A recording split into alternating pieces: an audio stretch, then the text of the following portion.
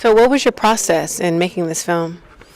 Like with any doc, you have an idea, then you try to scrounge up enough money to actually make it happen and find your characters. And it took us all over the world. We shot the film on 5 continents, and then you start putting the hours of footage together. And it took about 3 years to get to where we are right now. Now, do you have a personal involvement with this cause? Is there a personal backstory for you? Personal connection. One of the first projects my partner Dana and I ever worked on was for the 1-year anniversary of September 11th. And that's where we met our good friend Jack Rancolis, whose wife Lauren died on United 93 that went down in Shanksville, Pennsylvania. And through knowing Jack, we learned about people and personal stories of ways that people have come through things, really dark days, to do something positive. And then really because of Jack, we came to this project so many years later, and now we're almost 10 years out from it, and it's kind of a conclusion of a large chunk of our lives. And to bookend it with that project and this project is pretty great. Film can create change. Can you speak more about that?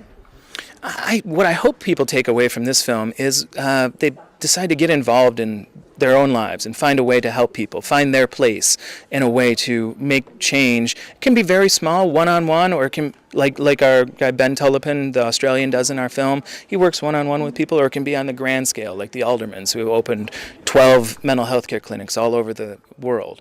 It's just finding what touches you and making a difference. So can you tell us about Sean Penn's involvement in your film? Sure.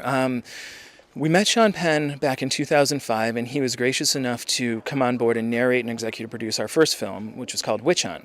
And then when this one came about and the idea for it came about, I just happened to be talking to him one day, and he's like, "We're going to keep the team together, right?" And I said, "Yeah, all right, Sean Penn, sure, let's keep the team together." And he once joked, he's like, "Yeah, I'm happy to be part of your films. It makes me look prolific."